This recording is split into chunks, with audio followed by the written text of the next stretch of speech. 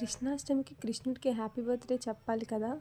అలా చెప్దామని వెళ్తుంటే మన వెంకటేశ్వర స్వామి "ఏంటి ఈరోజు సాటర్డే కదా! నా దగ్గరికి రావా?" అని అడిగేశాడు. అలా వెళ్తుంటే దారిలో కృష్ణుడు కనిపించేశాడు. "ఏంటి కృష్ణ నువ్వు ఇక్కడున్నావు?" అని అడిగితే, "ఈరోజు నా బర్త్డే కదా! వెంకటేశ్వర స్వామి బ్లెస్సింగ్స్ తీసుకోవాలని వచ్చాను" అని చెప్పేశాడు. అలా కృష్ణుడితో పాటు నేను బ్లెస్సింగ్స్ తీసేసుకొని ప్రసాదం తినేసి విజయవాడలో మన ఇస్కాన్ టెంపుల్ దగ్గరికి వెళ్ళడానికి ఫ్లైఓవర్ మీద వచ్చేసాను. ఎంట్రన్స్ కానీ అంబియన్స్ కానీ చాలా బాగుంది. ఇస్కాన్ టెంపుల్లో మెయిన్ థింగ్ అసలు నామం పెట్టుకోకుండా వెళ్ళే సమస్య లేదు. అలా నామం పెట్టేసుకొని క్యూలో నుంచొని మన జగన్నాథ్ స్వామిని దర్శనం చేసేసుకున్నాను. అక్కడ జగన్నాథ్ స్వామి, సుభద్రాదేవి అండ్ బలరాం దేవుడు ముగ్గురు ఉన్నారు.